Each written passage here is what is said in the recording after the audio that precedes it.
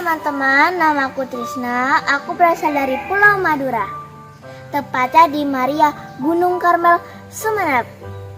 Hari ini aku ingin menceritakan tentang perumpamaan tentang anak yang hilang yang diambil dari Injil Lukas bab 15 ayat 11 sampai 32.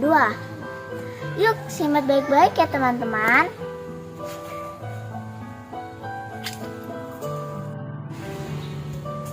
Nah, beginilah kisahnya teman-teman. Yesus berkata lagi, ada seseorang yang mempunyai 2 anak laki-laki. Anak si bungsu berkata kepada ayahnya, "Bapa, berikanlah seberapa hartamu yang menjadi hakku." Lalu ayahnya pun memberikan hartanya, kekayaannya untuk anaknya.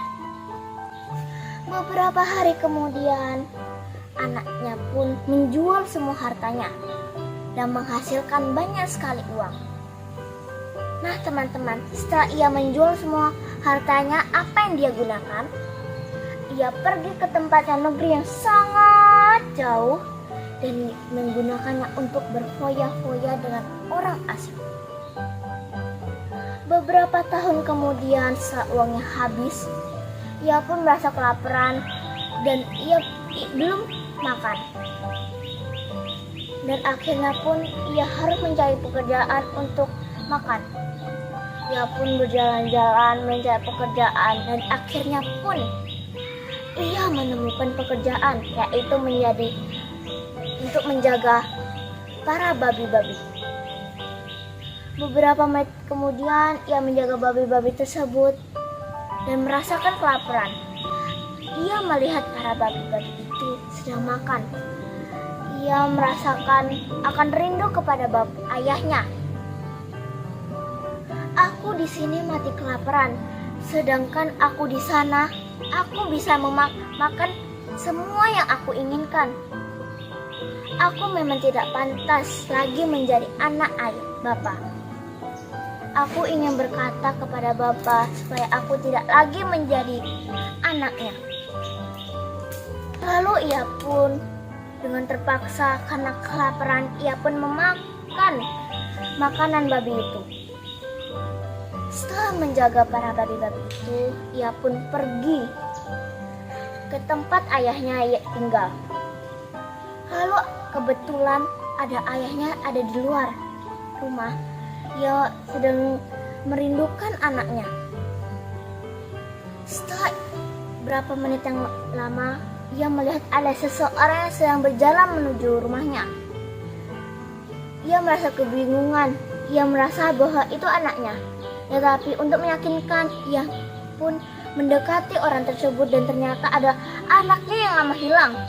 Ia pun berlari menuju anaknya dan memeluk anaknya dan menciumnya. Lalu anak pun berkata, "Bapa, aku ini tidak pantas untukmu. Aku telah menghaburkan harta hakku. Aku memang tidak pantas lagi menjadi anakmu."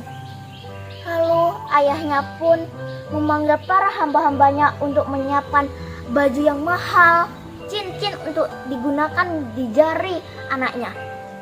Lalu menyuruh hambanya juga untuk membeli lembu yang sangat gemuk dan merayakan hari kedatangan anaknya yang lama hilang yang dia kira sudah mati ternyata masih hidup.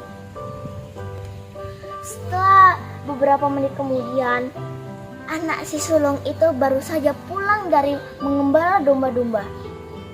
Ia melihat bahwa rumahnya itu sangat ramai. Lalu kebetulan ada hambanya yang baru saja lewat. Lalu ia bertanya kepada hambanya itu, "Mengapa rumah saya itu banyak sekali orang-orang? Ada apa?" Lalu hambanya pun menjawab, "Adikmu telah kembali dengan selamat. Lalu bapakmu ingin menyuruh kami untuk menyembelih domba-domba dan merayakan pesta kehadiran adikmu telah kembali." Anak si sulung pun pulang dari mengembala domba-domba. Ia melihat mengapa rumahnya sangat ramai didatangi oleh orang. Lalu kebetulan teman-teman, ada hamba yang baru saja lewat. Ia bertanya kepada hamba itu, Mengapa rumahku banyak sekali orang-orang yang datang? Ada apa ini? Lalu hambanya pun menjawab, adikmu telah kembali dengan selamat.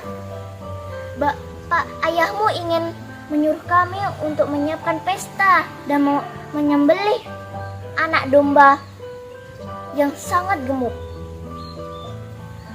Lalu perasaan si sulung pun merasa marah sekali karena selama ini ia telah bersama dengan ayahnya, tetapi ia tidak pernah menyembelih anak domba yang sangat gemuk. Lalu ayahnya pun keluar dan melihat ada si sulung.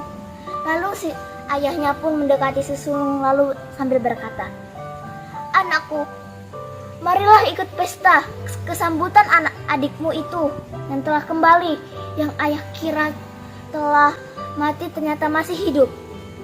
Lalu si sulung berkata kepada ayahnya dengan rasa marah, Bapak, selama ini aku selalu bersamamu, sedangkan dia selalu menghabur-haburkan uangmu. Emangnya aku ini tidak cukup menjagamu? Kata si sulung sambil sangat-sangat marah. Lalu si ayah pun berkata,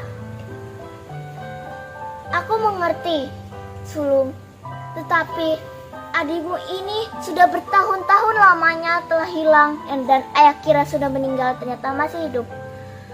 Marilah sulung, kita melakukan berpesta kesambutan adikmu yang sudah lama hilang ternyata masih hidup.